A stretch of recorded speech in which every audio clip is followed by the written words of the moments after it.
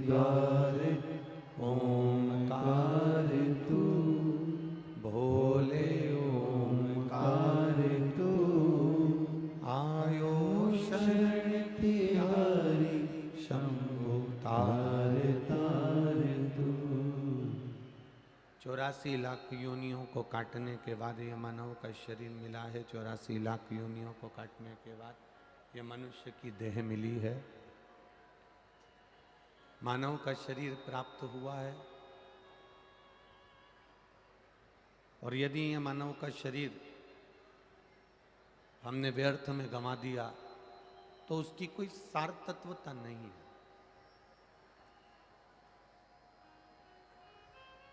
उसकी कोई मूलता नहीं है। ना जाने कितनी कितनी मिन्नत कर कर, ना जाने कितनी कितने हाथ पैर जोड़कर, कितनी कितनी प्रार्थना करने के बाद में, कितना कितना निवेदन करने के बाद में यह मानव की देह मिली है।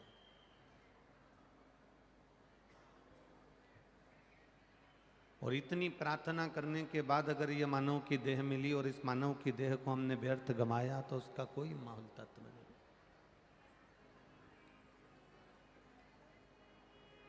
जिंदा रहने के लिए भोजन बहुत जरूरी है। क्या जरूरी है? जम के बोलो जरा। भोजन। जिंदा रहने के लिए भोजन बहुत जरूरी है, पर भोजन से भी ज्यादा जरूरी है पानी। भोजन मिल जाए और पानी नहीं मिले तुम्हें पूरी 2 साल, तो तुम जिंदा रह सकते हो क्या? नहीं। जिंदा रहने के लिए भोजन जरूरी है, पर भोजन से ज्यादा जरूरी है पानी। और पानी से ज्यादा जरूरी है वायु। क्या जरूरी है? वायु। पानी मिल जाए और हवा नहीं मिले, ऑक्सीजन नहीं मिले, हवा नहीं मिले, वायु श्वास को नहीं मिले, तो वो व्यर्थ। भोजन, जिंदा रहने के लिए भोजन बहुत जरूरी है, पर भोजन से ज्यादा जरूरी है पानी, और पानी से ज्यादा जरूरी है वायु, और वायु से भी ज्यादा जरूरी है हमारी आयु। क्या जरूरी है? हमारी आयु। वायु चल भी रही है, बड़ा बंगला भी बन गया है, गाड़ी भी घर में आ गई है, बहू भी आ गई है, बच्चे भी आ गए हैं, पोता पोती भी हो गए, पूरे गाड़ी बंगला सामान साज दुकान व्यापार नौकरी सर्विस सब कुछ हो गए। इस व्यासपीठ ने देखा है,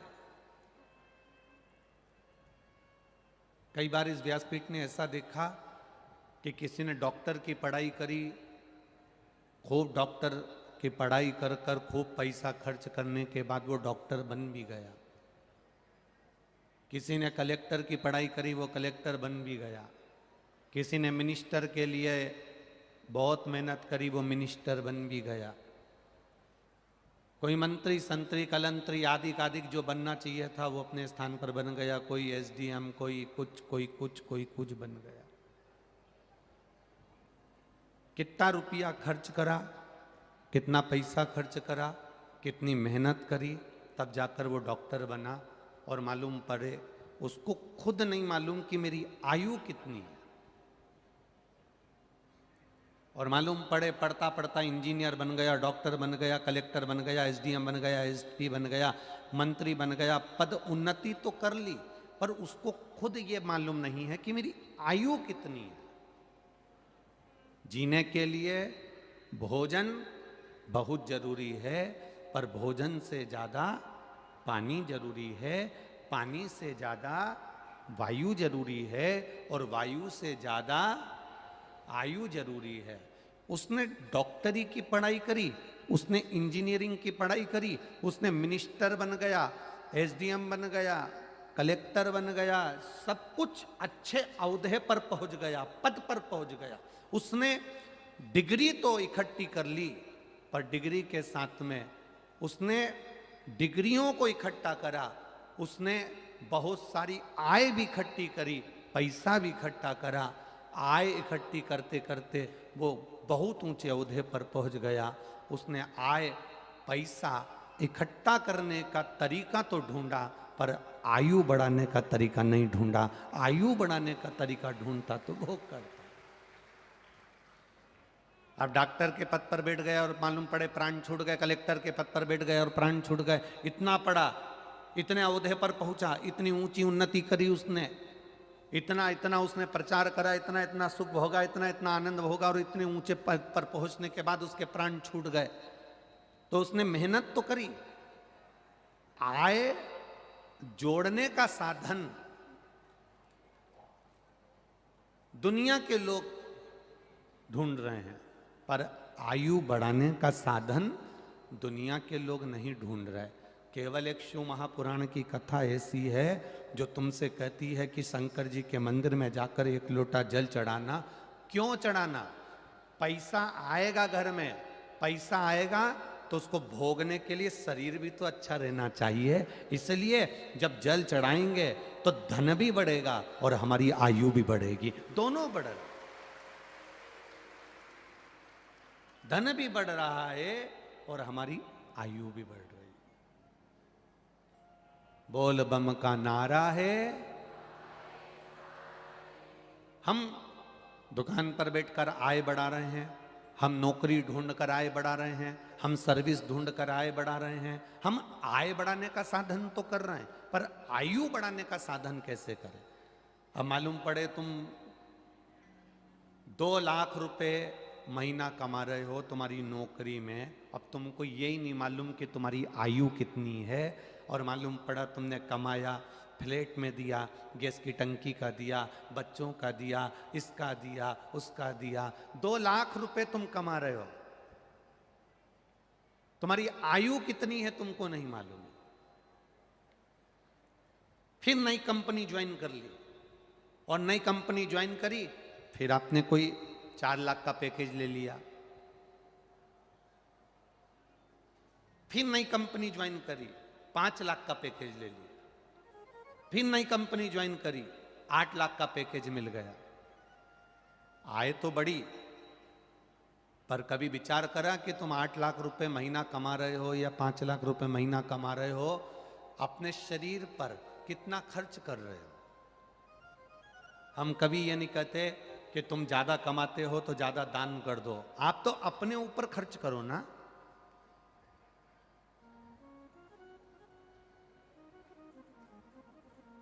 दुकान पर बैठे हो, भूख भी लग रही है, ग्राहक खड़ा है, तो तुम भोजन नहीं कर पा रहे हो। टिफिन रखा है दुकान पर, तुम भोजन नहीं कर पा रहे हो।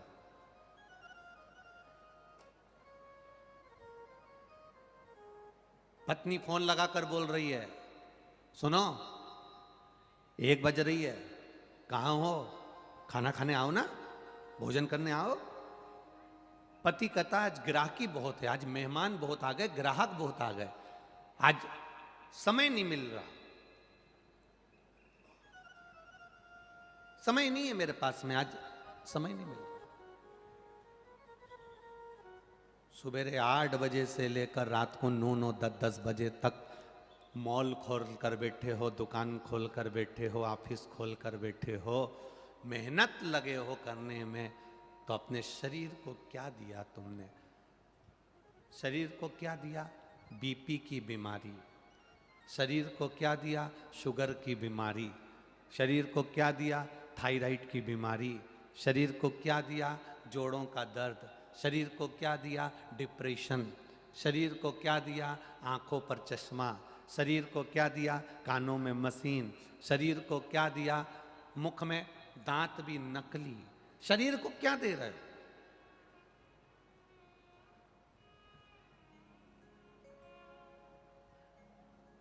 दुकान के सामने भिखारी भीख मांगने के लिए आता है, बोलो आता है कि नहीं आता है? अरे बोलो जम के, आता है? दुकान के सामने भिखारी भीख मांगने के लिए आता है। वो भिखारी भीख मांगने नहीं आता, तुमको ज्ञान देने के लिए आता है कि मैं 10 जगह से मांगता हूं उसके बाद भी चैन से सोकर 2 रोटी टाइम पर खाता हूं। भिखारी भीख मांगते मांगते हमको ज्ञान देता है, 10 जगह से मांगता हूं पर भोजन टाइम पर करता हूं। भूख लगी, खा लिया। तुम मालिक होने के बाद भी, सेठ होने के बाद भी टिफिन टेबल पर रखा है, पत्नी फोन लगा रही है, नौकर समय पर भोजन करने चले जाता है। 1 बजे, सर मेरे को तो खाना खाने जाना है, सर मुझे भूख लग रही है, नौकर चले जाता है और तुम सेठ होकर भी भिखारी से बदतर होकर बैठे रहते हो खाने के लिए। सामने टिफिन पड़ा है, सामने भूख लग रही है, भोजन, भूख को मार रहे हो। एक चाय पी लोगे, भूख मर जाएगी, गुटखा खा लोगे, भूख मर जाएगी, भोजन। फिर पत्नी कहती है तुमने खाना खाया, मेरे को भूख नहीं लगी, टिफिन भरा कि भरा है, क्योंकि चाय पी पी कर बस सामान तोलते रहे, दिखाते रहे, देते रहे, काम में लगे रहे। चाय पी पी कर आपने अपना भूख को मार लिया। और किसी डॉक्टर से, तुम्हारे स्पेशलिस्ट डॉक्टर से पूछना कि शुगर की बीमारी और बीपी की बीमारी कैसे होती है। हम अपने खाने का समय नहीं बनाते, हमारा भोजन का समय ऊपर नीचे हो जाता है, जिससे शरीर में शुगर और बीपी की बीमारी होना चालू हो जाती है। हम अपने समय को लेवल नहीं कर पा रहे हैं। हम इतना बढ़ जाना चाहते हैं, इतनी उन्नति की सीढ़ी पर चढ़ जाना चाहते हैं कि हमको पलट कर नहीं देखना पड़े। पर निवेदन है, पलटने के लिए तुम्हारी आयु है कि नहीं है ये तुम्हें नहीं मालूम है। इसलिए निवेदन है, रोज ऐसी जिंदगी जीना जैसा एक राजा जीता है। खूब फुल एंजॉय से जीवन जिए, फुल एंजॉय।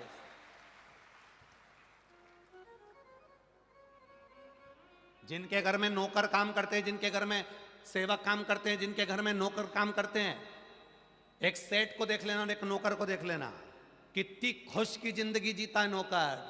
कंगा पाटी फाड़ के, पैंट शर्ट पहन के, आंखों पे चश्मा लगा के, जीन्स में पट्टा डाल के, टी शर्ट पहन के, रोज नए नए बदल के दुकान पर और ऑफिस में आता है।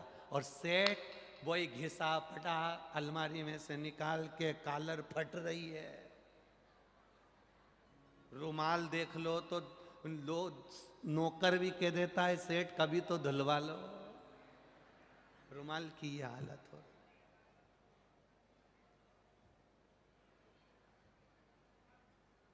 सेठ जी गए, नौकर ने डब्बे में से सामान निकालकर बादाम काजू पिस्ता खा लिया और खुद सेठ दुकान पर बैठा है, 2 बादाम नहीं खा पाता है। 2 बादाम। उससे पूछो किसके लिए जोड़ रहे हो, किसके लिए जोड़ा? पत्नी और बच्चों के लिए? किसके लिए जोड़ा? यहां शिव पुराण कहती है, पूत सपूत तो की धन संचय और पूत कपूत तो की धन संचय। बेटा सपूत होगा 4 चांद लगा लेगा, और बेटा कपूत होगा कितना भी छोड़कर चले जाना वो सब नाश कर देगा। आप अपनी जिंदगी क्या जी रहे हो? सास जब देखो जब एक रोना रोती रहती है। घर की बुजुर्ग मां, घर की सास अपनी जिंदगी में एक रोना रोती रहती है, हमने बहुत दुख झेला, हमने हमारी जिंदगी में बहुत दुख झेला। तो बहू के सामने ये रोना काहे को रोना? बहू के सामने बार बार ये बात क्यों कहना कि हमने बहुत दुख झेला? तुम चाहती हो कि तुम्हारी बहू दुख झेले? हमने बहुत दुख झेला। सास से निवेदन है, बहू के सामने कभी मत कहो कि हमने बहुत दुख झेला। अब जो अच्छा समय चल रहा है ना, खूब बेहतरीन डेंटिंग पेंटिंग करके खा पी अपनी जिंदगी जी। बार बार काय को रोना रोना, बहुत दुख झेला। अब गया समय, उसको क्यों याद करना? क्यों याद करना? कोई 50,000 रुपए खाकर भग गया, 25,000 रुपए खाकर भग गया, जिंदगी भर उसका रोना रोते रहोगे क्या? 50,000 रुपए ले गया मेरे, 25,000 रुपए ले गया मेरे, 50,000 रुपए। ना ना ना ना, अब तुम ऐसी मेहनत करो कि 4 गुना पैसा कमाओ और भगवान से प्रार्थना भी करो कि मुझे इतना देते रहना, अगर कहीं का खा के भी भग जाए तो मेरे दिमाग में ना आए, जा इतना दे मुझको साईं, इतना दीजिए जामे कुटुंब समाए, मैं भी भूखा ना रहूं और साधु भूखा ना। बार बार वही रोना रोना कि बहुत तकलीफ में जिंदगी निकली, अब तो अच्छी निकल रही है ना, अब तो 2 रोटी अच्छी मिल रही है ना, तो बेहतरीन चने की दाल को गलाओ, उबालो, पीसो, शक्कर मिलाओ, अब तुम बोल दो। केवल पूरनपोली नहीं, आमठी, अकेली पूरनपोली, और केवल आमठी नहीं, कटोरी में घी, और फिर तर-बतर जोरदार, और तर-बतर कर कर फिर खाओ। अब जो गया दुख का दिन, बहुत देखा देखा देखा, कब तक का हो गया, गया। कल कोई पूछ रहा था, गुरुजी महाराष्ट्र वालों का प्रिय भोजन पूरनपोली है, हम आपसे पूछना चाहते हैं क्यों है। अब हमने कहा हम तो महाराष्ट्र के नहीं हैं, पर इतना जरूर है कि महाराष्ट्र में पूरनपोली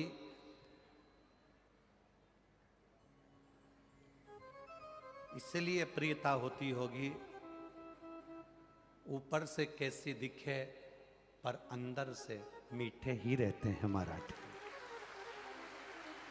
कैसे दिखे, उसकी प्रियता, उसकी मिठास पूर्ण हो।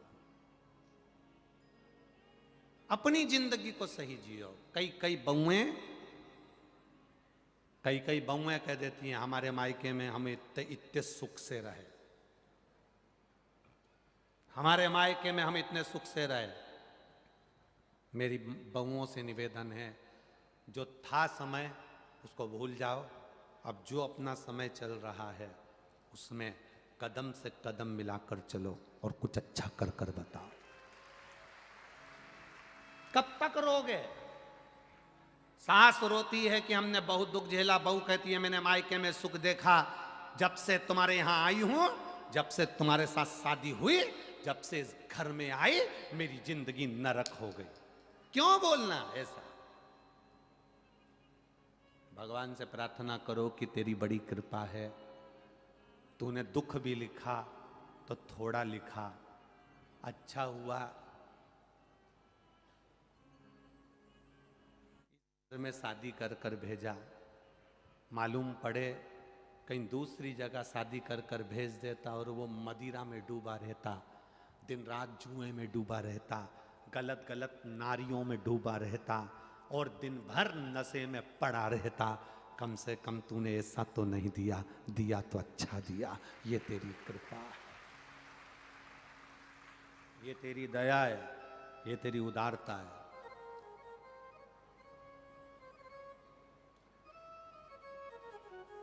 जो मिला है उसमें अपने सुख का स्मरण करिए। वो एक फिल्म बनी थी, उस फिल्म में वो माता जी की चोटी ऐसी थी, उसका गाना था भला है बुरा है मेरा पति मेरा। जो मिला है भगवान को धन्यवाद देते रहना। इतना अच्छा घर दिया, इतनी अच्छी सास दी, इतनी अच्छी ननंद दी, इतना अच्छा परिवार दिया। किसी भिखारी के घर में मुझे नहीं भेजा, जो मेरा पेट भर सकता है, 2 रोटी खिला सकता है, उसके साथ भेजा। अच्छा देखो ना तुम अच्छा देखोगे नहीं तो अच्छा मिलेगा कैसे? अपनी आयु बढ़ाने का कार्य करिए। अपनी उम्र कैसे बढ़े, अपनी आयु कैसे बढ़ाई जाए, वो तरीका ढूंढना है हमको और उसका केवल एक तरीका है अपनी उम्र को बढ़ाने का, अपनी आयु को बढ़ाने का। एक तरीका शिव महापुराण की कथा कहती है, शंकर जी को जल चढ़ाओ तो धन भी बढ़ेगा और आयु भी बढ़ेगी, दोनों बढ़ रहे हैं। और दोनों बढ़ेंगे तो सुख का अनुभव हो, दोनों बढ़े। शिव कथा कह रही है।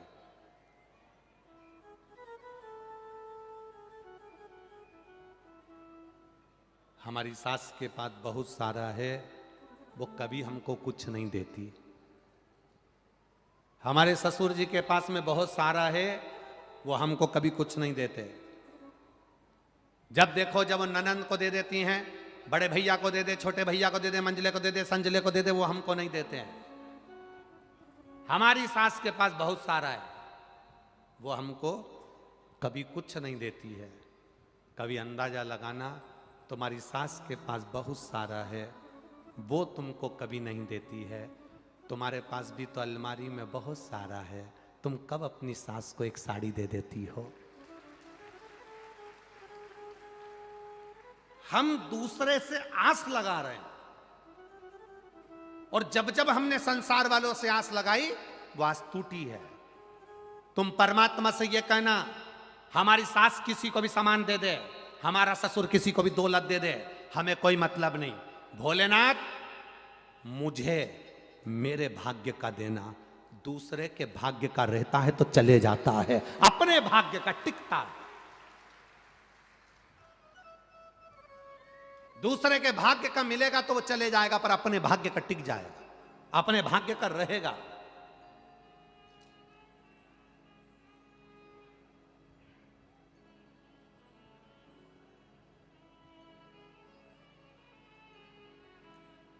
एक दूसरे की गाड़ी में बैठकर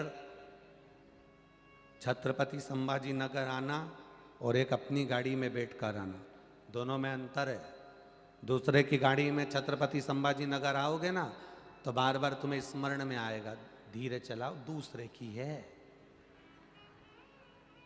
स्पीड ब्रेकर पर देख के चलाओ, दूसरे की है।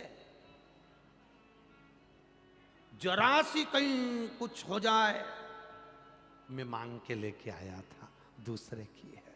और एक अगर अपनी गाड़ी होती ना, थोड़ा बहुत डचका मचका भी लग जाता, कूद भी जाती, कोई टेंशन नहीं।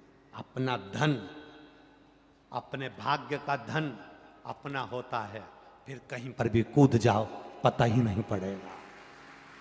दूसरे के भाग्य का धन इकट्ठा करोगे, दूसरे की दौलत एकत्रित करोगे, दूसरे के भाग्य का धन इकट्ठा करोगे, चोरी का धन आ गया, चोरी का सामान आ गया, चोरी का ये आ गया, चोरी का वो आ गया, दूसरे को छल कर लिया है, किसी को दुख देकर लिया है, किसी को कष्ट देकर लिया है, तो वो सुख का अनुभव नहीं है हमारा, वो आनंद का अनुभव नहीं है हमारा। अपने खुद का।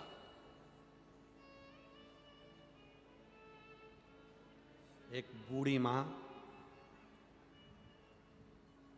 85 साल की एक बूढ़ी मां यहाँ कहीं कथा सुनने के लिए रोज आती है दूर से। पाँव में चप्पल पहनकर नहीं आती, जूता पहनकर नहीं आती। कल एक कार्यकर्ता बता रहा था कि गुरुदेव, एक बूढ़ी माँ को हमने उसके पाँव में चिंदी लपेटी हुई थी पंजे में, और पॉलीथीन लगी हुई थी, पन्नी और चिंदी लपेटी। तो कार्यकर्ता ने उनसे कहा, माँ चलो, कहाँ जा रही हो? कथा में। चलो ये चप्पल लो हमारी, पहन लो और चले जाओ। वो 85 साल की बूढ़ी माँ कहती है, सियोर वाला महाराज आया है और मैं चप्पल पहन के कथा में जाऊंगी? 85 वर्ष की वो बूढ़ी माँ कह रही है कथा सुनने। वो कह रहा है धूप बहुत आ रही है, गर्मी बहुत पड़ रही है, तुम नंगे पैर जा रही हो, नंगे।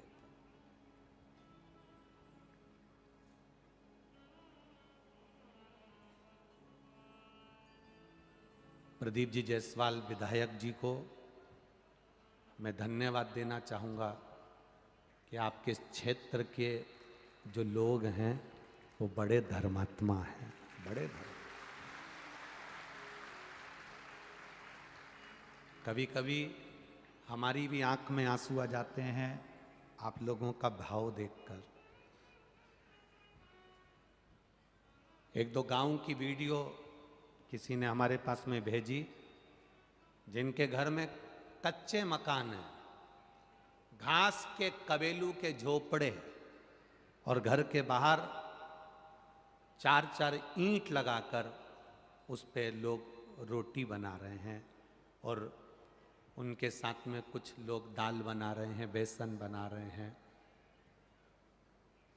हमको ऐसा लगा कि उनके घर में तो खुद भोजन इतना नहीं होगा, झोपड़ा ऐसा दिख रहा है, पर 5-5, 6-6 गांव की माताएं रोटी बनाकर, सब्जी बनाकर, जिस गाड़ी से कथा सुनने आ रही हैं उसमें स्टील के डब्बों में भर भर कर लाकर यहाँ लोगों को खिला रहे हैं।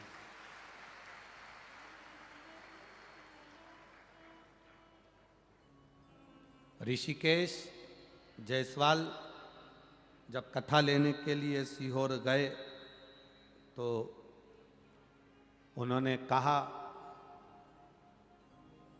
कि गुरुदेव से कहना छत्रपति संभाजी नगर में कुछ मिले ना मिले पर लोगों का दिल बड़ा मिलेगा, ये निश्चित है। आओ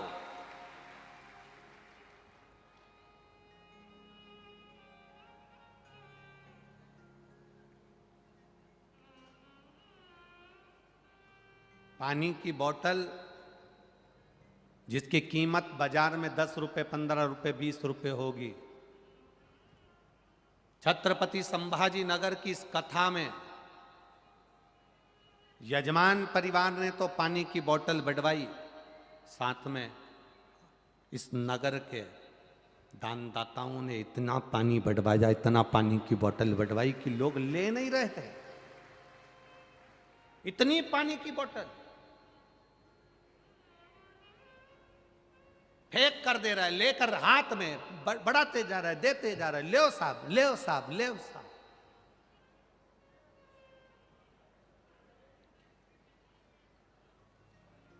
कभी कभी बड़ा स्मरण आता है, बड़ा चित्तवृत्ति में आता है कि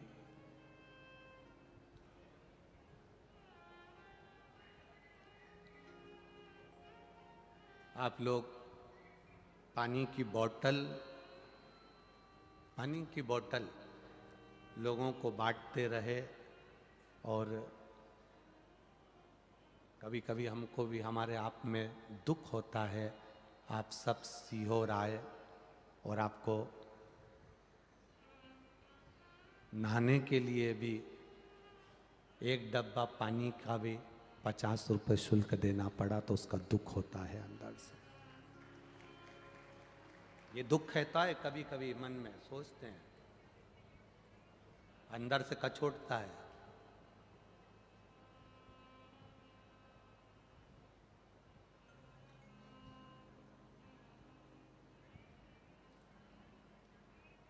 आपके भीतर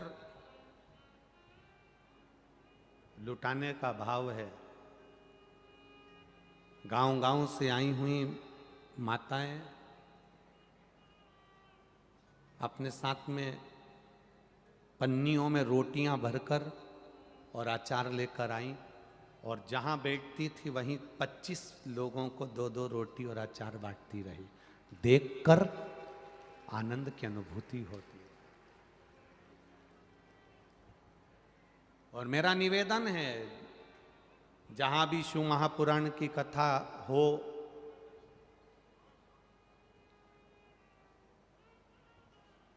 आपने लुटाया है, लुटाया,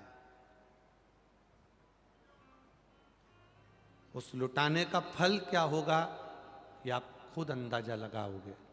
हम तो नहीं कह सकते, हमें मालूम भी नहीं, पर वो जब देता है तो छप्पर फाड़ कर देता है, छप्पर फाड़।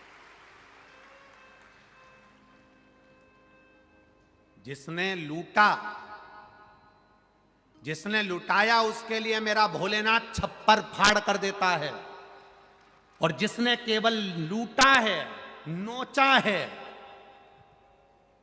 चाहे आप हमारे यहाँ आए हो तब, चाहे कहीं कथा हो रही हो तब, किसी ने तुम्हें लूटा है। 1 रुपए की चीज को अगर 50 रुपए में 100 रुपए में दिया है, लूटा है।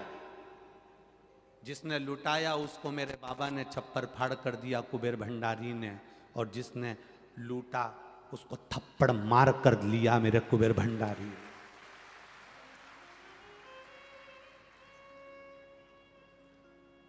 दोनों के लिए तैयार रहिए। आप लुटाए हो तो आपको दे रहा है, और आपने अगर लूटा है तो वो क्या करेगा वो जान सकता है। पर क्या उसका वर्णन है।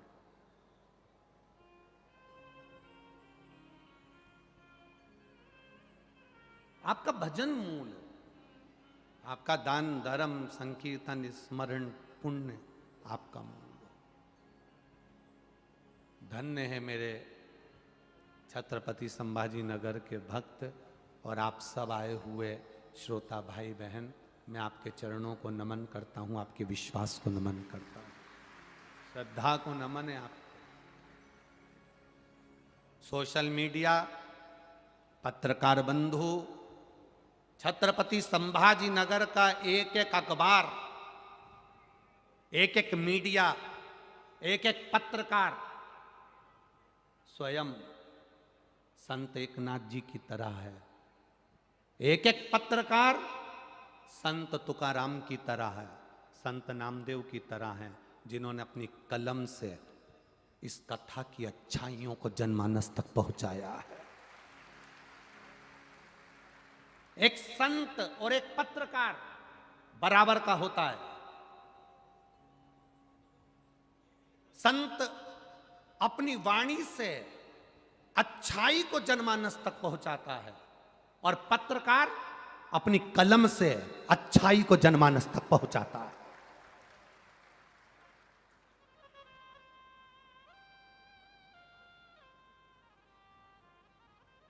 एक पत्रकार अच्छाई को जनमानस तक पहुंचाएगा, अपने अपने भाव को। एक संत और पत्रकार बराबर होता है।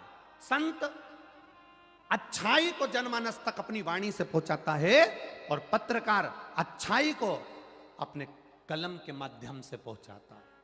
कलम के माध्यम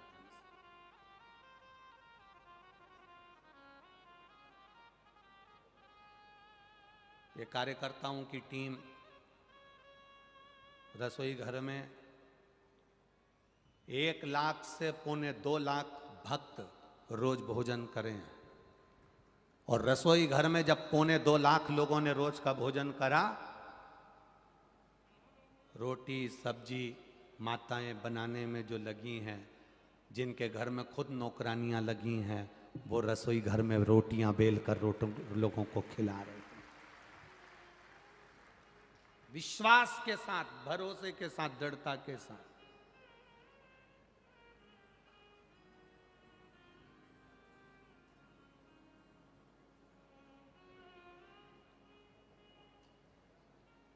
अब विश्वास हो गया कि महाराष्ट्र के अंदर कभी भी कथा हो तो यजमान परिवार को भी टेंशन लेने की जरूरत नहीं है। यहाँ भक्त अपने आप संभाल लेते हैं।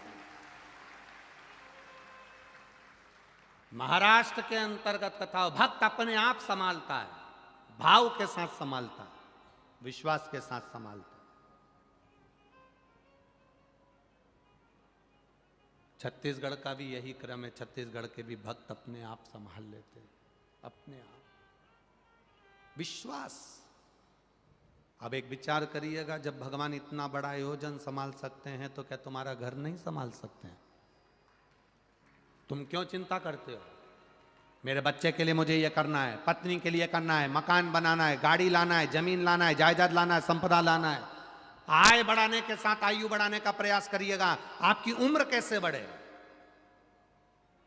कोई सत्कर्म कर देना, किसी भूखे को भोजन कराना, किसी प्यासे को पानी पिलाना, किसी बीमार की औषधि करा देना, ये आयु बढ़ाने का तरीका है, आपकी उम्र बढ़ा देता है। भूखे को भोजन कराओ, प्यासे को पानी पिलाओ। घर में बुजुर्ग माता पिता हैं, उनकी सेवा करो। प्रतिदिन अपने माता पिता के चरण दबाओ। अपने माता पिता को चरण भी नहीं दबा सकते तो प्रणाम करो। तुम्हारे पिताजी तुम्हें गाली दें, तुम्हारी सास तुमको गाली दे, अपशब्द कहे ताने दें, तुम्हें 24 घंटे तुम्हारी सास को से गालियां दे, तो भी तुम्हारा फर्ज है तुम उसके चरणों को प्रणाम करना मत भूलना, मुंह मत चलाना, पलट कर जवाब मत देना। एक दिन उसने जो गालियां दी है ना, वो गालियां भी तुम्हें फलना चालू हो जाएगी, तुम्हारा नुकसान नहीं होगा। देन दो ना उसको। शिव महापुराण की कथा कहती है, जिसको ज्यादा गाली दी जाती है, जिसको अपशब्द किए जाते हैं, जिसको ताने दिए जाते हैं, जिसको आड़ा टेढ़ा बोला जाता है, जिसकी निंदा होती है, उन्नति की सीढ़ी पर वही चढ़ पाता है। जिसके लिए अपशब्द कहे जाते हैं, ताने दिए जाते हैं, आड़ा टेढ़ा बोला जाता है, कहे कहने वाला।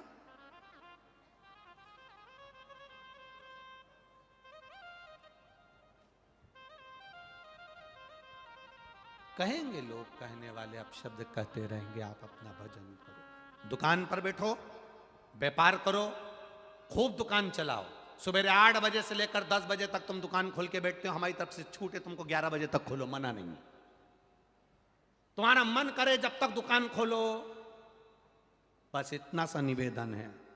दुकान पर एक दिन में अगर तुमने 1000 रुपए कमाए हैं, तो 1000 में से 50 रुपए अपने ऊपर भी खर्च करना, अच्छा खाना और अच्छा पहनना, अपने ऊपर भी खर्च करना, अपनी भी खुशी, स्माइल सामने रखना, अपने चेहरे की प्रसन्नता खत्म मत होने देना। 1000 रुपए कमाओ रोज, पर अपने ऊपर खर्च करो।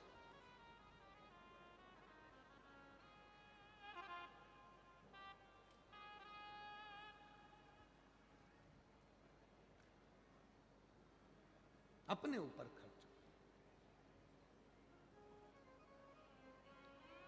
कभी कभी मन करे परिवार के साथ में गाड़ी में बैठकर किसी मंदिर चले गए, कभी मन करा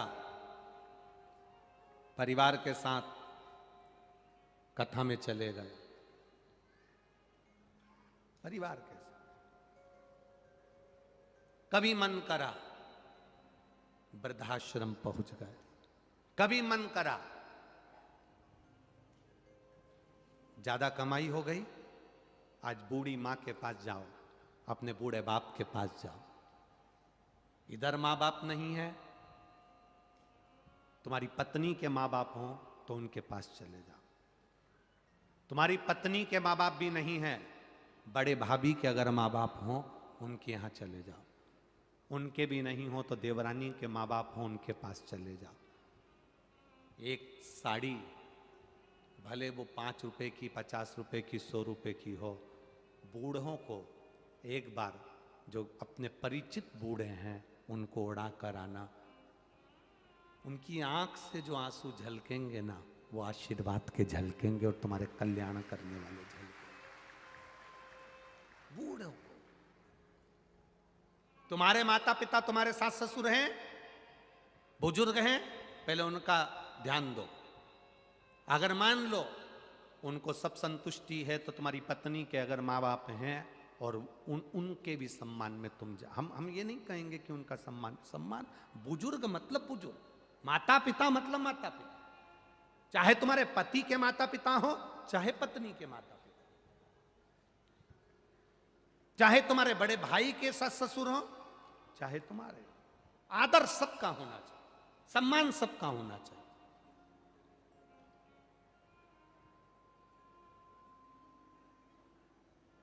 घर में बहन आए, उससे पहले घर की जो बूढ़ी बुआ हो, बुआ, बूढ़ी बुआ, बहुत अवस्था हो गई, बुजुर्ग हो गई, उसका भी ठिकाना नहीं, कब मर जाए, कब चली जाए। बुआ को फोन लगाकर कह दो, बुआ हफ्ते में 2 बार, 1 बार गाड़ी भेज दूं क्या बुआ?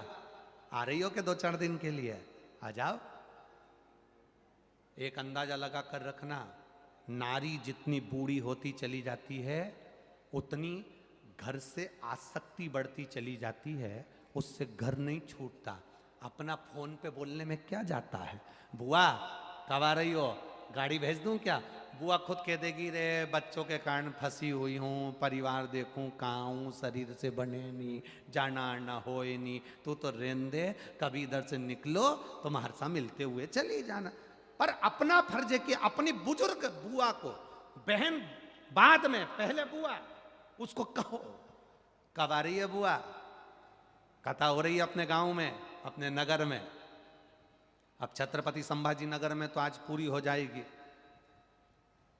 भोपाल में 10 तारीख से 14 तारीख तक चालू हो जाएगी, तो भोपाल में रहने वाले भी अपने बुजुर्गों को कह सकते हैं, कब आ रही हो बुआ, भोपाल में शिव पुराण की कथा है, आ जाओ, 4-5 दिन रुकना होगा, आनंद लेंगे, कथा सुनेंगे, चले जाएंगे। वो बुजुर्ग भी खुश होकर अंदर से सोचेंगे, मेरा भतीजा भतीजी ने याद किया, मेरे भाई नहीं है पर मेरे भतीजा भतीजी ऐसे जोरदार मुझे याद करते, उसकी दुआ, उसका आशीर्वाद, और ये दुआ ही हमारी आयु को बढ़ाएगी। मार्कंडे जी के साथ हुआ क्या था? उम्र थी मात्र छोटी सी, कुछ अवस्था में मरना था। नारद जी ने एक ही बात कही, जो मिल जाए उसके पांव पड़ ले, जो मिल जाए उसका आशीर्वाद ले ले। मार्कंडे जी ने पांव पड़ना प्रारंभ करा, सबके आशीर्वाद ले, सबके आशीर्वाद, आशीर्वाद लेते लेते लेते लेते लेते लेते आशीर्वाद लेते लेते तुरंत मार्कंडे जी नारद जी के पास पहुंच गए। नारद जी ने आशीर्वाद दे दिया, आयुष्मान भव। जैसे ही नारद जी ने आशीर्वाद दिया तो नारद जी से मार्कंडे जी ने कहा, आपने आशीर्वाद दे दिया, मैं तो मर जाऊंगा, इतनी वर्ष की आयु, 5-7 साल में मेरा प्राण छूट जाएगा, और तुम मुझे आयुष्मान होने का आशीर्वाद दे रहा। नारद जी मन में सोचे, मुझे मालूम नहीं था ना कि तेरी उम्र कितनी है, यहाँ लिखा भी तो नहीं रहता कि ये 25 साल जिएगा, 5 साल जिएगा। अब नारद जी ने मन में सोचा, अपने माथे पर आ गया ये तो, आशीर्वाद मैंने दे दिया इसको आयुष्मान भव होने का, अब करूं तो करूं क्या। नारद जी ने कहा, इसको दूसरे के माथे पटक देता हूं, और नारद जी उसका हाथ पकड़ कर ले गए। सामने इंद्र दिखा, इंद्र को देखा तो नारद जी ने तुरंत इससे कहा, ए मार्कंडे, सामने वो आ रहा है ना, उसको प्रणाम कर ले। नारद जी बोलकर हट गए, और इसने जाकर उसको प्रणाम कर लिया। इसको नहीं मालूम कि इंद्र है, और इंद्र को नहीं मालूम कि मार्कंडे। जैसे ही उसने साष्टांग दंडवत करा, इंद्र ने आशीर्वाद दे दिया, आयुष्मान भव। इतने में नारद जी इंद्र के पास आ गए। आपको मालूम है कौन है ये? मार्कंडे। बहुत छोटी सी उम्र है, 5-7 साल में मर जाएगा। ओरे राम, इंद्र कहे, मैंने तो आशीर्वाद दिया आयुष्मान भव होने का। नारद जी बोलने लगे, तुम्हारा वचन अब झूठा जाएगा। इंद्र उस बच्चे का हाथ पकड़कर, अब तुम लेके जाओ इसको। इंद्र उस बच्चे का हाथ पकड़ कर ले गए, और बच्चे का हाथ पकड़ कर लेकर इंद्र सीधे अपने सिंहासन पर बैठे तो उनकी पत्नी ने देखा, आज इंद्र रो रहे थे। पत्नी ने पूछा, तुम क्यों रो रहे हो? इंद्र ने कहा, आज मैंने इस बच्चे को आशीर्वाद दे दिया आयुष्मान भव होने का, पर मुझे क्या मालूम था कि मर जाएगा, इसकी आयु कम है, तो क्या करा जाए। पत्नी ने कहा, तुम चिंता मत करो, तुम्हारे साथ तो धोखा हुआ है, अपने सिर का बोझ दूसरी जगह दिया। इंद्र ने हाथ पकड़ा, ब्रह्मा जी के पास ले गए। ब्रह्मा जी, और इंद्र ने कहा, वो सामने बाबा बैठे ना दाढ़ी वाले, उनको दंडवत करिया। और जाकर मार्कंडे ने जो दंडवत करा, ब्रह्मा जी ने कह दिया, आयुष्मान भव। अब जो ब्रह्मा जी ने कहा आयुष्मान भव, इंद्र ने आकर कह दिया, आप पहचानते हो इसको? नहीं। मार्कंडे, कम उम्र है, तुमने लेखनी में लिखा है, अपनी कलम से लिखा, इतने साल में मर जाएगा, और तुमने आशीर्वाद दे दिया आयुष्मान भव होने का। अब तुम्हारी लेखनी गलत, तुम गलत। ब्रह्मा जी ने मन में सोचा, अब करूं तो करूं क्या। इंद्र इनको ब्रह्मा जी के पास छोड़ के चले गए। ब्रह्मा जी सोचे, अब इसको लेकर कहां जाऊं मैं, अपने माथे का बोझ किसको दूं। ब्रह्मा जी उसको लेकर भगवान विष्णु के पास पहुंच गए। भगवान नारायण आराम से सोए हुए थे, लक्ष्मी जी चरण दबा रही थी। इसने मार्कंडे जी को कह दिया, जाओ वहां पर जाकर प्रणाम कर लो। मार्कंडे जी ने जो दंडवत करी, हार हार, जो दंडवत करी, भगवान विष्णु के नेत्र खुल गए। नेत्र खुले, देखा एक छोटा सा बच्चा मेरे सामने दंडवत करा है। भगवान विष्णु ने कहा, आयुष्मान भव। लक्ष्मी जी नारायण को देख रही हैं, नारायण पूछ रहे लक्ष्मी तू मुझे इतनी घूर घूर के क्यों देख रही है? लक्ष्मी जी बोली ये वो मार्कंडे है जिसको इतनी कम उम्र में मरना है, 5-7 वर्ष की आयु में इसको जाना है, और तुमने आशीर्वाद दे दिया आयुष्मान भव होने का। भगवान विष्णु बोले लक्ष्मी तू पहले नहीं बोल सकती थी? लक्ष्मी बोली मैं पांव दबाते दबाते चिमटा भी खोड़ा, तुमने ध्यान ही नहीं दिया। अब क्या होगा? भगवान ब्रह्मा जी छोड़कर विष्णु जी के पास चले गए और विष्णु जी अब उसको लेकर सीधे देवाधिदेव महादेव के पास चले गए।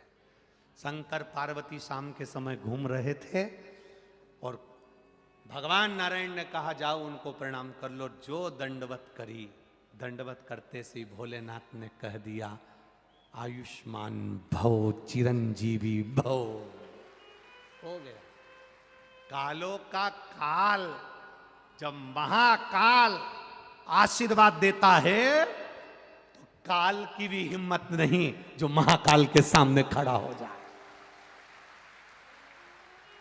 काल की भी हिम्मत नहीं जो महाकाल के सामने खड़ा हो जाए। बस आए यमराज बंदी बनाने, सामर्थ्यता नहीं थी क्योंकि शंकर सामने खड़े हुए थे। जिसको एक लोटा जल चढ़ाते हो ना, तुम्हारी दुख की घड़ी में सामने खड़ा मिलता है। हॉस्पिटल में दवाई देने वाले मिलेंगे, हॉस्पिटल में तुम्हारे हॉस्पिटल का बिल देने वाले मिलेंगे, हॉस्पिटल में डॉक्टर नर्स सिस्टर मशीनें दवाई भोजन सब मिलेंगे, पर हॉस्पिटल में उम्र देने वाला केवल एक होगा। तुम्हारा चढ़ाया गया एक लोटा जल तुम्हारी उम्र बढ़ा रहा होगा। एक पत्र आया है जिस पत्र में श्रीमती सुनीता लक्ष्मण राव पाटिल नादरपुरकर छत्रपति संभाजी नगर महाराष्ट्र, एरिया का नाम सही बोला ना? नादरपुरकर, यही है ना? अरे बोलो तो जम के। हाँ, श्रीमती सुनीता लक्ष्मण राव पाटिल कहीं बैठी हो तो हाथ हिला सकती हैं, कहीं बैठी हो तो हाथ हिला सकती हैं। श्रीमती सुनीता लक्ष्मण राव पाटिल नादरपुरकर छत्रपति संभाजी नगर महाराष्ट्र। गुरुदेव भोले बाबा की लीला का मैं क्या वर्णन करूं। हमारी शादी को 23 साल हो गए थे गुरुदेव। कितने साल? जम के बोलो जरा। 23 वर्ष। हमारी शादी को 23 साल हो गए गुरुदेव, मगर कोई संतान प्राप्ति नहीं हुई थी। 23 साल शादी के हो गए पर कोई संतान की प्राप्ति नहीं हुई गुरुदेव। हमारी शादी को 23 साल हुए मगर कोई संतान प्राप्ति नहीं हुई थी। टीवी पर आपकी कथा सुनते हैं और एक लोटा जल भोले बाबा को चढ़ाते हैं। उसके साथ मैंने पशुपतिनाथ का तीसरा व्रत किया। जिस दिन आप संभाजी नगर में आए उसी दिन हमारे घर में बाबा की कृपा से 23 साल बाद संतान की प्राप्ति हुई। ये शिव कृपा। 23 वर्ष के बाद।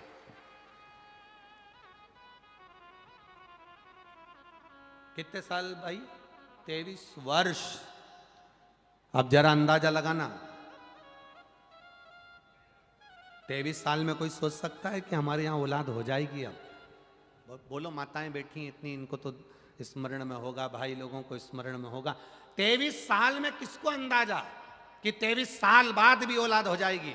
आस छोड़ दी, विश्वास छोड़ दिया, सब कुछ छोड़ दिया, पर टीवी पर कथा सुनी और विश्वास जागा।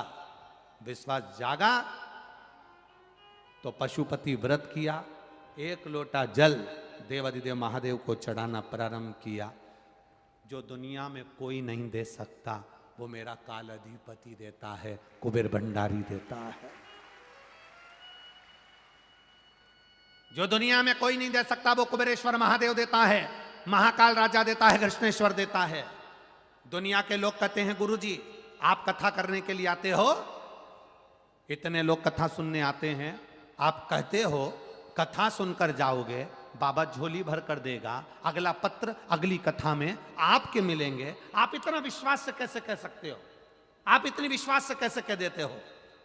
हमारा कहना है कथा करने हम नहीं आते, ये शिव पुराण लेकर हम नहीं आते। हम तो ये जानते हैं जब सीहोर से चलते हैं तो मेरा कुबेरेश्वर महादेव साथ चलता है और वो लुटा कर जाता है। मेरा कुबेर भंडारी, मेरा महाकाल राजा, मेरा कृष्णेश्वर, मेरा नागेश्वर, मेरा सोमनाथ, मेरा विश्वनाथ, लुटाने वाला वो है। हम तो निमित्त, केवल निमित्त है कथा के, केवल।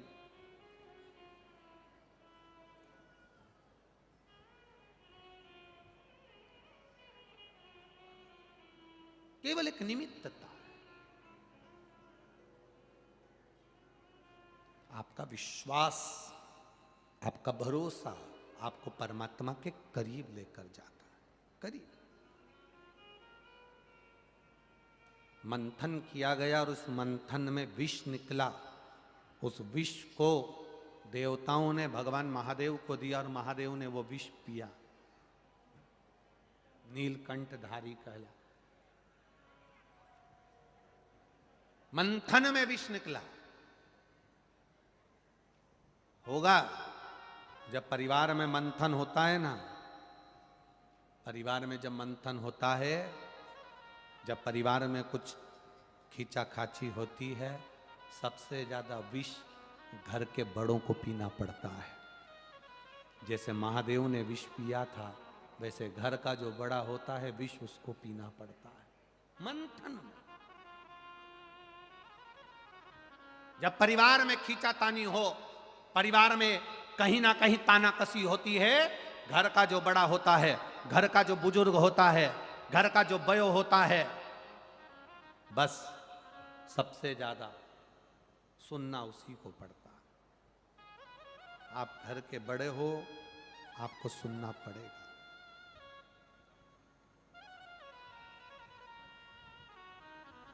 विष निकला। पार्वती जी ने कहा इसको मत पियो, ये जहर है, जहर, जहर। शंकर भगवान कहते हैं ये देवता पिएंगे तो वो बर्बाद हो जाएंगे, पृथ्वी पर गिरेगा तो बर्बाद हो जाएंगे, जलचर, थलचर, वायुचर, जीव सब मर जाएंगे, इसलिए मुझे पीना जरूरी है। इस विष को मैं पीता हूँ। शिव जी ने अपने हाथ में हलाहल वो विष लिया, पिया, और विष को पिया तो कंठ पर वो विष रखने से पहले भगवान शंकर ने पार्वती जी का स्मरण कर लिया। पार्वती का स्मरण, मां आद्यशक्ति, मां दुर्गा, मां भवानी, माता पार्वती का स्मरण करा। पार्वती जी ने देवादिदेव महादेव से पूछा विष पीते समय आप मुझे क्यों याद कर रहे हो? शंकर भगवान ने कहा पार्वती, पुरुष जितना विष नहीं पी सकता, उतना विष परिवार में रहने वाली नारी को पीना पड़ता है। पति दुकान चले जाता है, पति ऑफिस चले जाता है, पति बाहर दोस्तों के साथ घूमने चले जाता है, सबसे ज्यादा झेलना पड़ता है, दुख भोगना पड़ता है, कष्ट भोगना पड़ता है, तकलीफें साधना पड़ती है, तो वो नारी को साधना पड़ती है। ताने सुनेगी नारी, अपशब्द सुनेगी नारी, गर्भ धारण करने का कष्ट झेलेगी नारी, विषम परिस्थिति में भी बच्चों को पेट भरने की जवाबदारी घर की नारी की होती है। पति गया कमाने, पत्नी को लगता है मेरे बच्चे को कैसे पेट भरना। बच्चे जन्म ले लें, रात रात भर जगती है नारी, रात रात भर जगती है अपने बच्चे के लिए नारी। जिस बच्चे से इतना प्रेम करती है, स्नेह करती है, शादी होने के बाद बहू आ जाती है और अब 1 मिनट में अपने बेटे को भी बहू के हवाले कर देती है नारी। वो नारी कोई साधारण नहीं हो सकती, सहज नहीं हो सकती नारी। नारी का जीवन बड़ा विचित्र जीवन है, बड़ा विचित्र।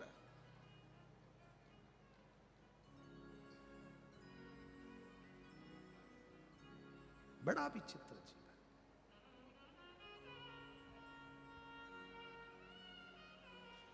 रोती भी है, मुस्कुराती भी है,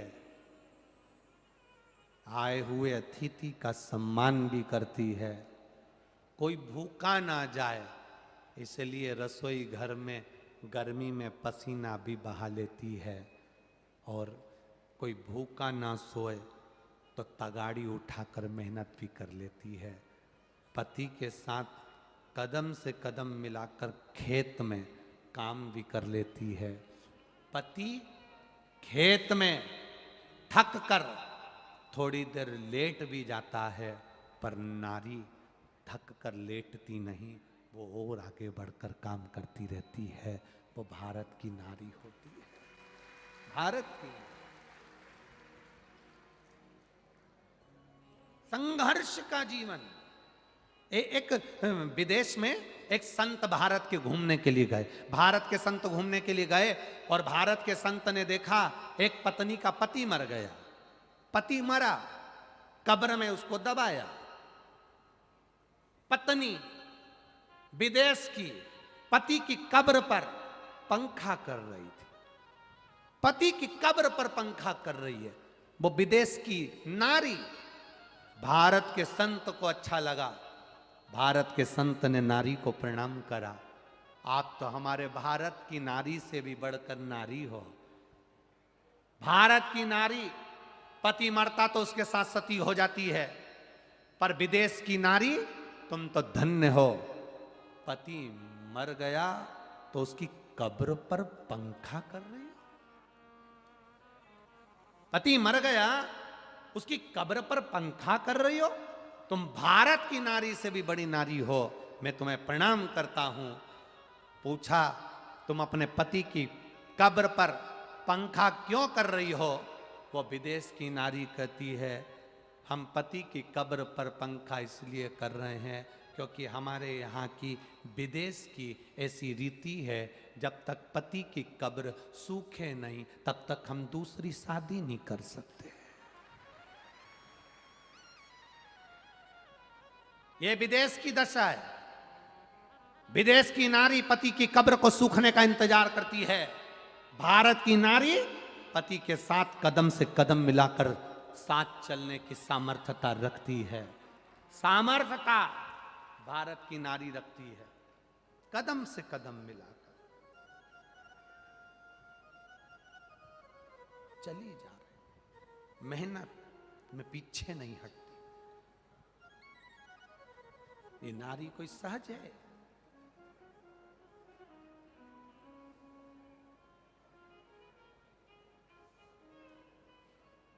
कल कह रहे थे कार्यकर्ता, गुरुजी आपके ये श्रोता हैं ना, ये बड़े विचित्र हैं, ये सुनते ही नहीं है हमारी। तो हमने कहा हमारी तो पूरी सुनते हैं, कि बस तुम्हारी सुनते हैं।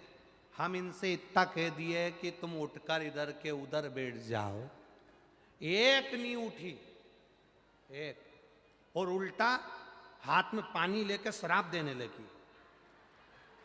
तो हमने भी कहा तू तो बैठी रहे, तेरे पांव पड़े, हम जा रहे, चले।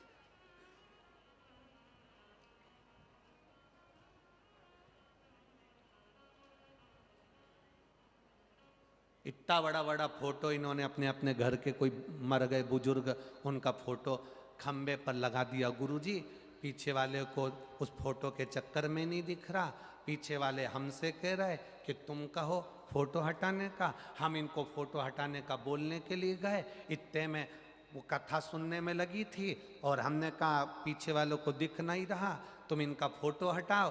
तो वो हमसे कहती है तेरे में दम हो तो तू हटा ले जा। और हम फोटो खोलने लगे तो ये साड़ी सिर पे डाल के यूं बैठ गई। अब हमको डर लगे कि नहीं लगे गुरुजी, हमने फोटो छोड़ दिया, वापिस चले गए। अब आप बताओ गुरुजी, अभी कैसे सुने ये? अब तुम कहते हो नहीं सुनती, अभी हम तो कहें तो ये सुनती वो 1 मिनट में। अभी देखो बोलबम का नारा है, सुनी कि नहीं सुनी बोलो? सुनी। अब तुम कहते हो नहीं सुने हैं, हमारी सुनते हो। चलो भगवान की कृपा है री बाबा, यही कृपा बनी रहे, बस स्नेह आपका बना रहे। सुनना, स्मरण किया, भजन किया। जब दुख की घड़ी आती है, उस दुख की घड़ी में सब हिम्मत हार जाते हैं, पति भी हिम्मत हार जाता है। तब घर में एक नारी पत्नी ऐसी होती है जो कह देती है घबराओ मती, ज़्यादा टेंशन मत लो, मैं बैठी हूँ, कहीं ना कहीं से कोई व्यवस्थापन करेंगे, बाबा संभालेगा, हो जाएगा। हिम्मत देने का काम भारत की नारी करती है। मांबे, जगदम्बे, जगतधात्री, दुर्गा भवानी, मां पार्वती शिव जी से पूछ रही हैं, आपने मुझे विष पीते समय याद क्यों करा? शंकर भगवान कहते हैं तू आद्य शक्ति है, तू दुर्गा है, तू भवानी है, मेरे कंठ पर तू रहेगी, विष पीऊंगा, उस विष को तू नीचे नहीं उतरने देगी। एक पत्नी ऐसी होती है जो पति के लिए यमराज से भी लड़ लेती है, तो तू तो मेरी अर्धांगिनी, मेरी अर्धांगिनी।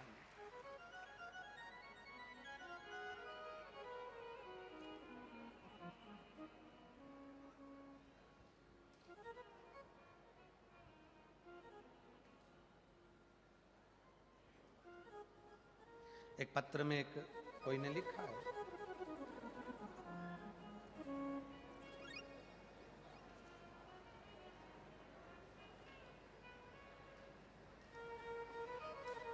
सुजाता राहुल भाटे, कहीं बैठी हैं?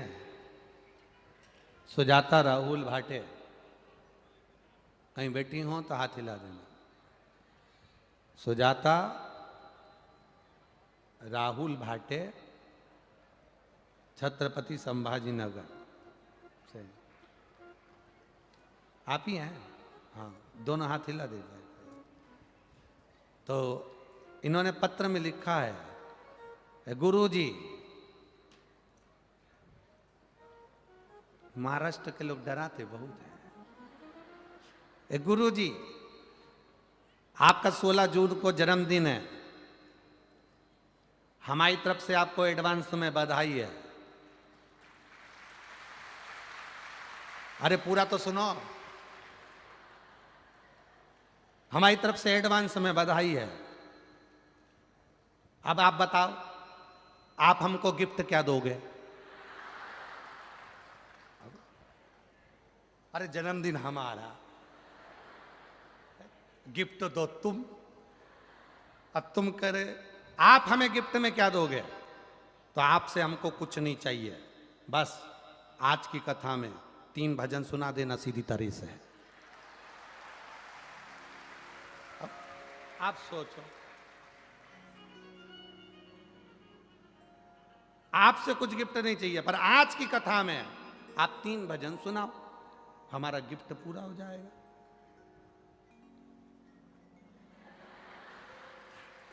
बैठो, श्री शिवाय। ये शिव भरोसा, विश्वास, दृढ़ता, आपका स्नेह है। और ये तुमने जो गिफ्ट मांगा है ना, ये केवल तुम्हारे लिए नहीं है, ये जितने लोग टीवी पर कथा सुनते हैं और जितने लोग यहाँ कथा सुन रहे हैं, सभी के हित का है, सभी के हित। भगवत भजन, स्मरण, भक्ति, विश्वास, दृढ़ता, मां विष को झेलने के लिए गले के अंदर जाकर विराजमान हो गई मां पार्वती। विष नीचे नहीं उतरने दिया मां ने, विष नीचे नहीं उतर।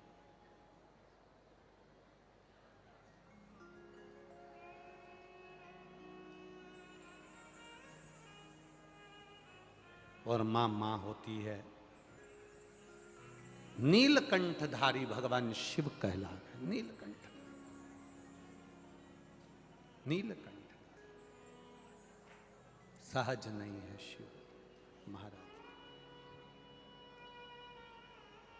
भाव हृदय से, दिल से जो उसको पुकारता है, मेरा शिव अकेला नहीं, मेरे महादेव जहां जहां रहे हैं उनके साथ में आद्य शक्ति भी रही है। इसलिए शिव शक्ति दोनों का वर हमको प्राप्त होता है। शिव शक्ति दोनों का आशीर्वाद हमको प्राप्त होता है।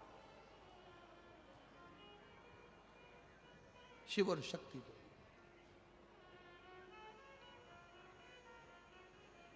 भाव से, आनंद से शिव कथा कह रही है। भगवान देवाधिदेव महादेव का गुणगान कह रहा है। खाली न जाता दर से तुम्हारे, मैं भी खड़ी हूँ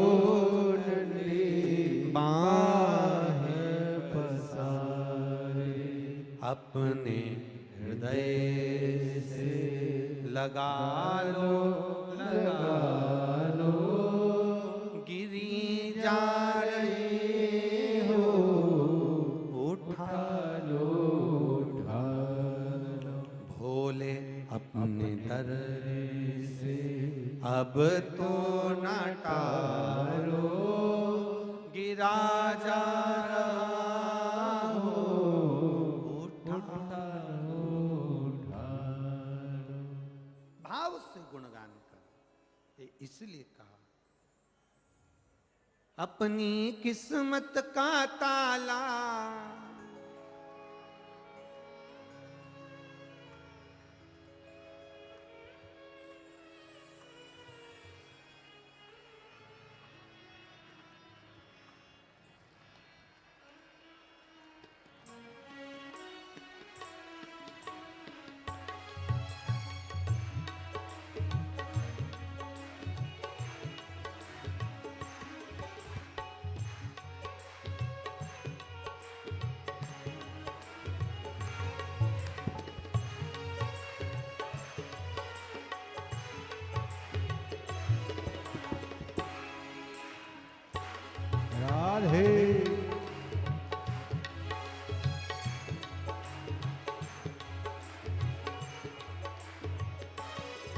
अपनी किस्मत का ताला तुम खोलते चलो,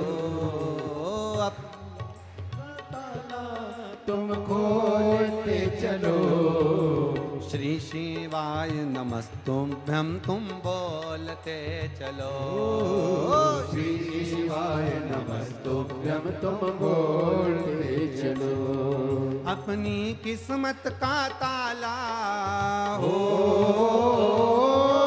अपनी किस्मत का ताला हो,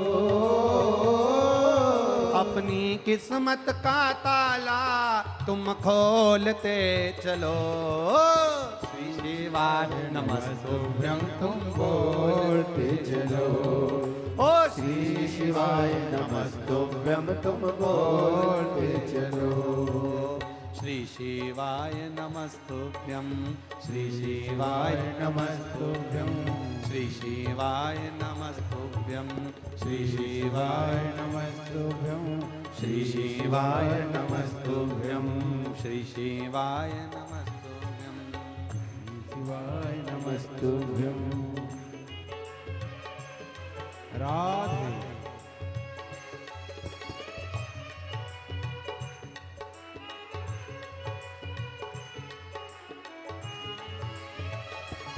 हरि बोल। राधे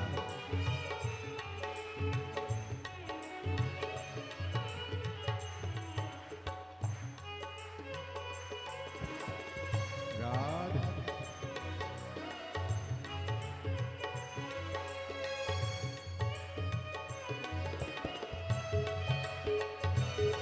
राधे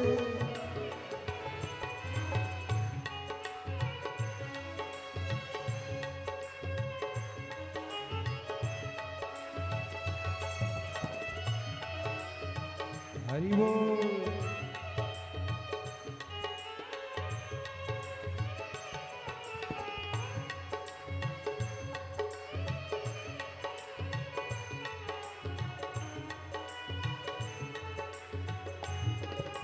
बोले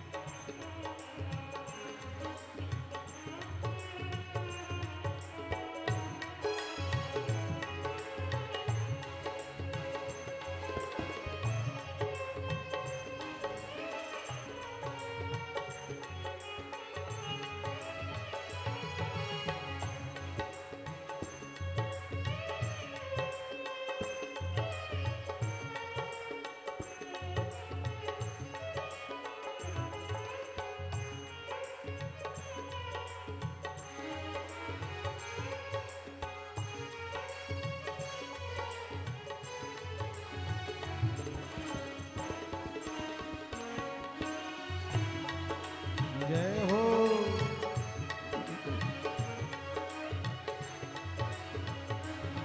समझाना बड़ा मुश्किल है, समझाना बड़ा मुश्किल है, आखिर वो दर्द दिल है, आखिर वो दर्द दिल है, समझाना बड़ा मुश्किल है, समझाना बड़ा मुश्किल है, आखिर वो दर्द दिल है, आखिर वो दर्द दिल है, सच्चा दरबार लगा है, ये भोले की महफिल है, सच्चा दरबार लगा है, ये भोले की महफिल है, सच्चा दरबार लगा है, ये भोले की महफिल है, सच्चा दरबार लगा है, ये भोले की महफिल है, नैनों को डमरू वाले का,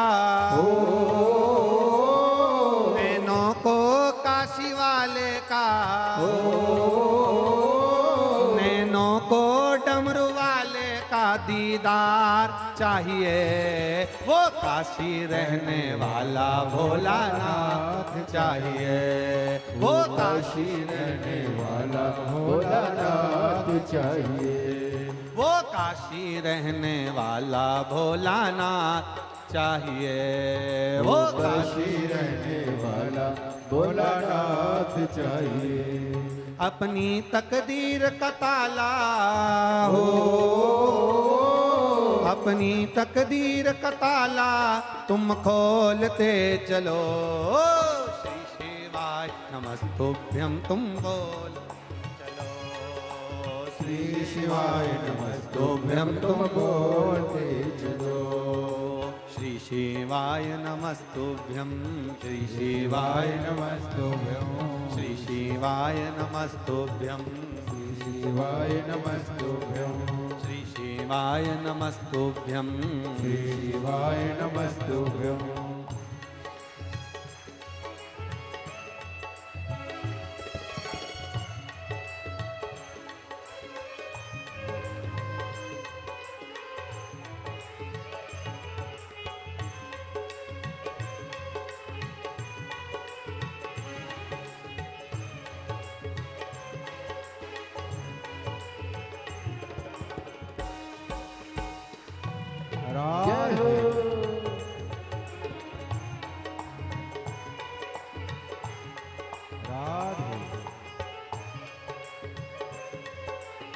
जय हो।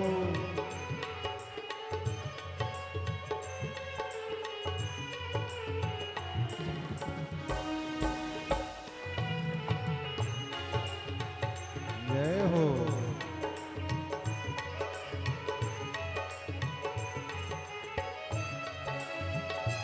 हरि बोल।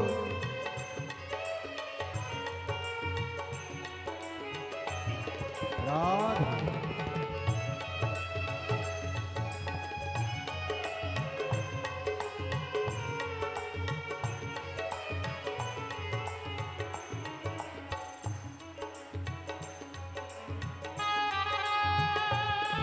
राधे।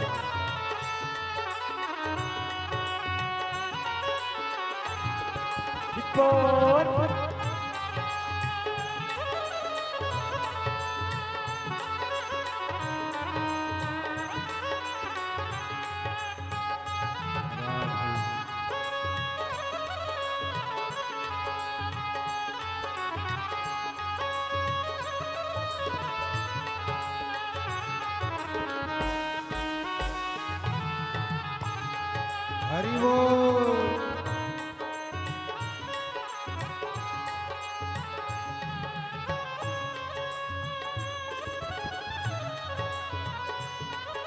राधे।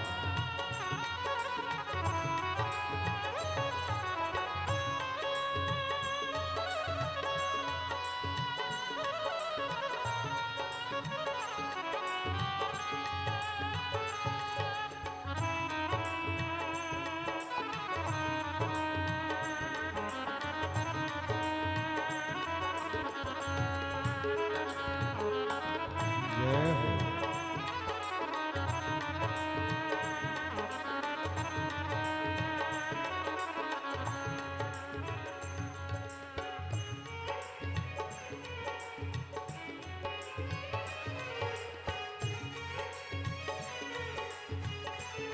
जय हो।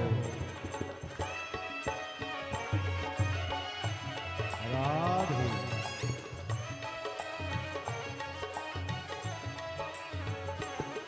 कुछ कमी ना अरमानों की, कुछ कमी न अरमानों की, कुछ कमी ना अरमानों की, कुछ कमी न अरमानों की, तेरे इन दीवानों की, तेरे इन दीवानों की, तेरे इन दीवानों की, तेरे दिल दीवानों की, मुझको मदहोश बनाए कतार तेरे नैनों की, मुझको मदहोश बनाए सरकार तेरे नैनों की, मुझको मदहोश बनाए कतार तेरे नैनों की, मुझको मुझको मदहोश बनाए सरकार तेरे नैनों की। नैनों को डमरू वाले का, नैनों को काशी वाले का, नैनों को डमरू वाले का दीदार चाहिए, वो काशी रहने वाला भोला भोलानाथ चाहिए, वो काशी रहने वाला भोलानाथ चाहिए, वो काशी रहने वाला भोलानाथ चाहिए, वो काशी रहने वाला भोलानाथ चाहिए। अपनी तकदीर का ताला, अपनी तकदीर का ताला तुम खोलते चलो, श्री शिवाय नमस्तुभ्यं तुम बोलते चलो, श्री शिवाय नमस्तुभ्यं तुम बोलते चलो, श्री शिवाय नमस्तुभ्यं, शिवाय नमस्तुभ्यं, श्री शिवाय नमस्तुभ्यं, श्री शिवाय नमस्तुभ्यं, श्री शिवाय नमस्तुभ्यं, श्री शिवाय नमस्तुभ्यं, श्री शिवाय नमस्तुभ्यं, श्री शिवाय नमस्तुभ्यं।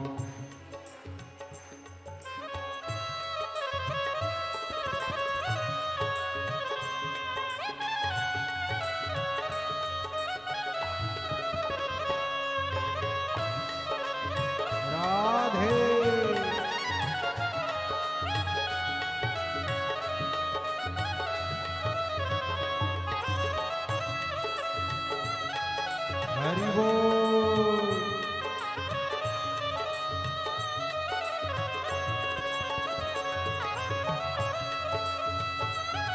राधे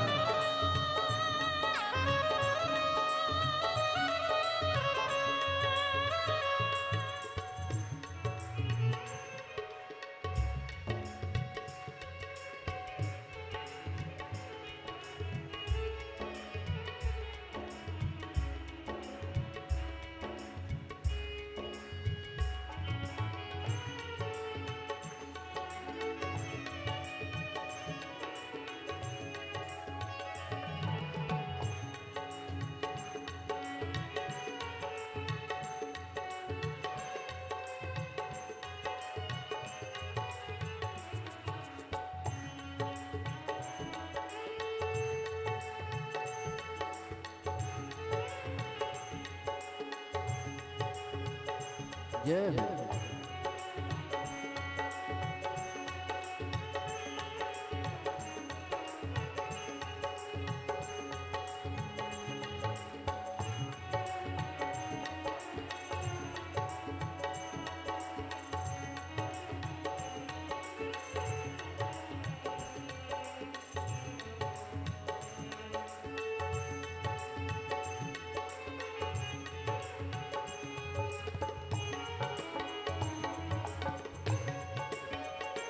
बोले राधे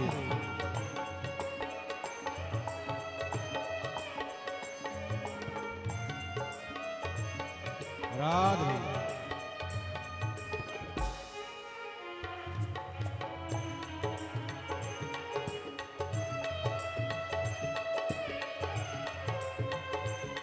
राधे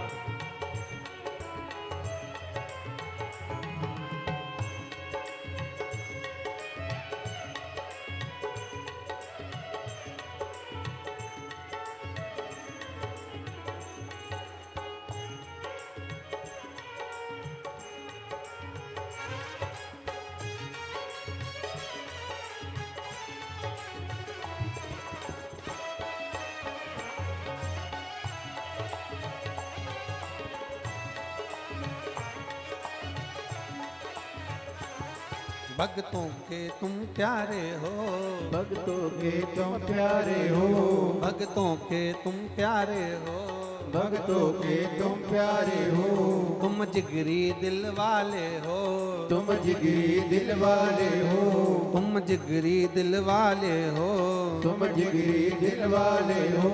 कितनों पे डोरे डाले तेरे नैन बड़े मत वाले, कितनों पे डोरे डाले तेरे नैन बड़े मत वाले, कितनों पे डोरे डाले तेरे नैन बड़े मत वाले, कितनों पे डोरे डाले तेरे नैन बड़े मत वाले। नैनों को काशी वाले का, नैनों को डमरू वाले का,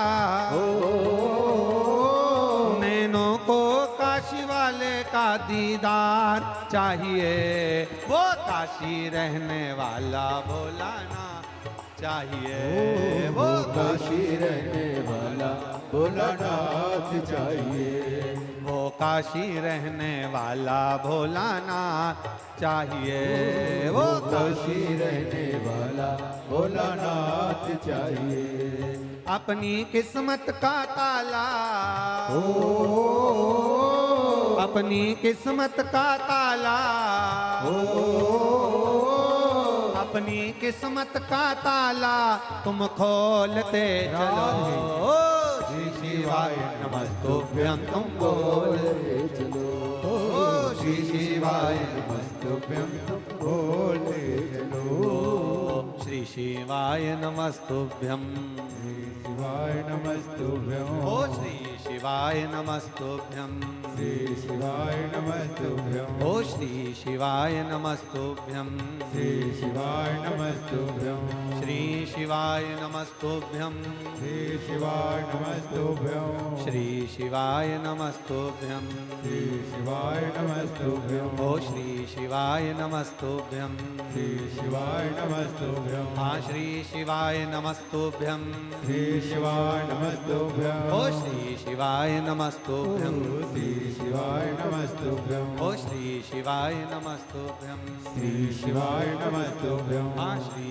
शिवाय नमस्तुभ्यं श्री शिवाय नमस्तुभ्यं ओ श्री शिवाय नमस्तुभ्यं श्री शिवाय नमस्तुभ्यं ओ राम कृष्ण हरि कृष्ण हरि हे राम कृष्ण हरि राम कृष्ण हरि जय जय राम कृष्ण हरि राम कृष्ण हरि जय जय राम कृष्ण हरि राम कृष्ण हरि ओ श्री शिवाय नमस्तुभ्यं श्री शिवाय नमस्तुभ्यं ओ श्री शिवाय नमस्तुभ्यं श्री शिवाय नमस्तुभ्यं ओ राम कृष्ण हरि राम कृष्ण हरि हे राम कृष्ण हरि राम कृष्ण हरि ओ श्री शिवाय नमस्तुभ्यं श्री शिवाय नमस्तुभ्यं हाँ श्री शिवाय नमस्तुभ्यं श्री शिवाय नमस्तुभ्यं ओ राम कृष्ण हरि राम कृष्ण हरि हे राम कृष्ण हरि राम कृष्ण हरि हे राम कृष्ण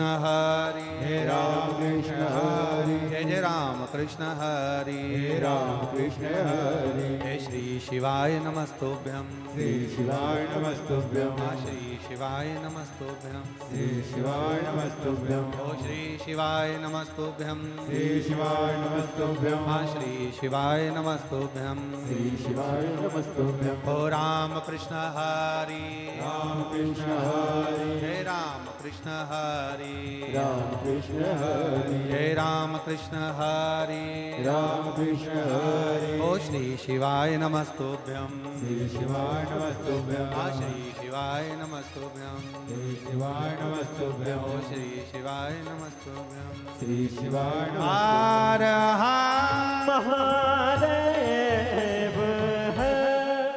अपने स्थान पर बैठकर भगवान देवाधिदेव महादेव से प्रार्थना दिल से बाबा से विनय करें, निवेदन करें, भगवान देवाधिदेव महादेव से भाव के साथ में जहां जगह मिले वहां बैठकर भगवान शिव से अपने मन की बात, आज कथा का विराम दिवस है, बाबा से दिल से कहकर जाना, बाबा आप कृपा करोगे तो मेरी झोली भराएगी, आप करुणा करोगे तो मेरे ऊपर मेरी झोली भराएगी। बाबा ऐसी कृपा करना कि जब अगली बार पंडाल में बैठकर कथा सुनूं तो मेरा भी एक पत्र उस कथा के अंदर हो, ऐसी कृपा मेरे भोले बाबा कर। जहां जगह मिले वहां बैठकर प्रार्थना है, दिल से कहो बाबा से, भाव के साथ में बोलना।